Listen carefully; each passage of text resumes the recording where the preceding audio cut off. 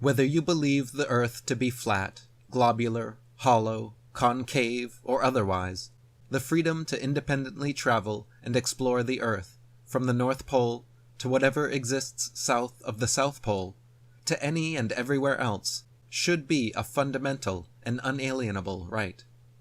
Military vessels near the North Pole and Antarctica have repeatedly barred independent teams of explorers from traveling into these heavily patrolled and restricted waters.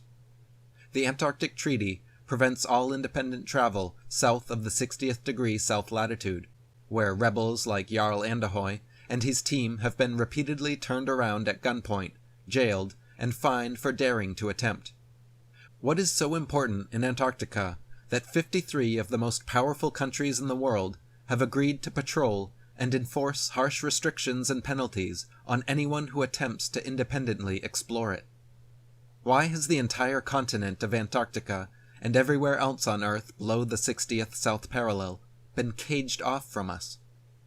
The only way we can experience Antarctica is by being a government employee and working at one of their bases, or doing one of their overpriced penguin tours along the Antarctic coast.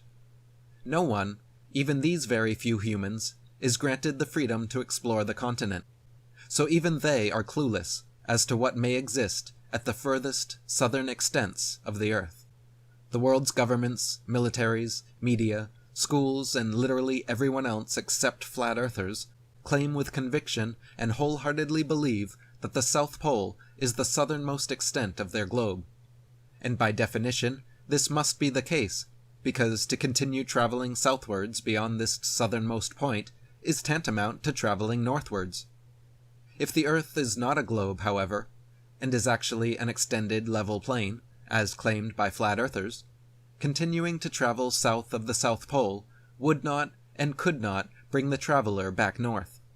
On a flat Earth, the traveler would instead continue southwards into unknown southern territories that don't exist on a globe.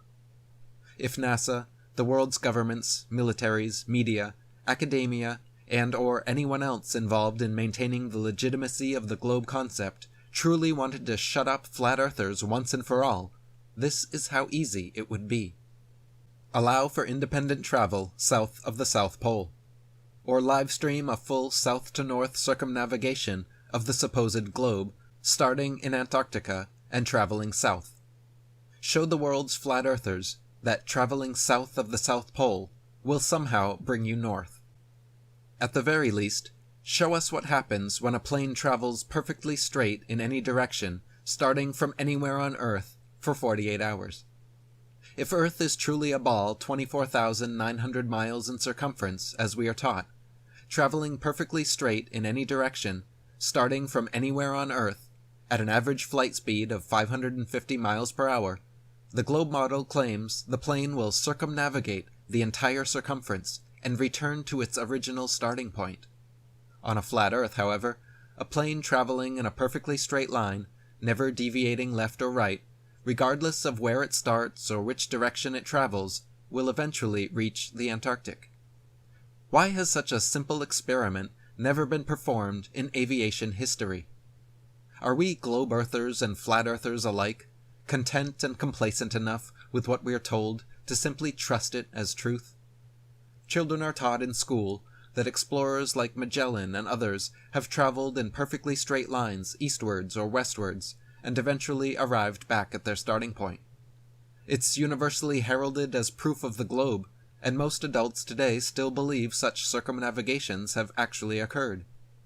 The truth of the matter is, however, that all successful circumnavigations in history, whether by sea or air, have followed the same pattern, which is sailing or flying the most convenient route from port to port, stopping for supplies and refueling, until a complete circle has been made. Not a single sailor or aviator in history has or could travel only in the same one perfectly straight direction and magically arrive back where they began.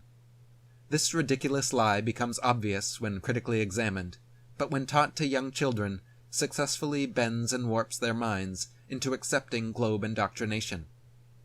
Unlike the cardinal directions on a compass rose, north, south, east, and west on Earth are not simply straight lines separated by 90 degrees.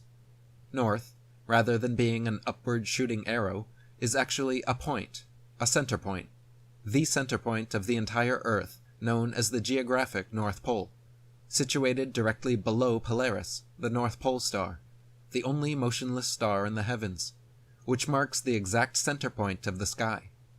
South, rather than being a downward shooting arrow, is actually every line tangent to the northern center point, or in other words, every straight line extending outwards from the North Pole heads due south. East and west, rather than being right and left facing arrows, are actually clockwise and counterclockwise circles around the pole. The sun, moon, and stars all rise in the east and set in the west, making perfect circles over and around us every day. As you can observe, they travel in a circular westward path over and around the Earth, and do not all travel in a straight leftward direction as suggested by a compass rose. Likewise, navigators since ancient times have used Polaris to guide their ships, knowing that Polaris was the heavenly North Pole. South was traveling keeping your back to Polaris. East meant traveling always keeping your left shoulder 90 degrees to Polaris, and west meant traveling always keeping your right shoulder 90 degrees to Polaris. So, put up, or shut up, globe apologists. If we are truly free, show us what happens when you go straight in a plane for 24 or 48 hours. If Earth is truly a globe, show us what happens when you travel south of the South Pole. We have never been shown or allowed to perform such a simple experiment. If NASA, the world's governments, militaries, media, academia, and or anyone else involved in upholding the globe truly wanted to prove their model and shut up every single flat earther once and for all, this is how easy it would be.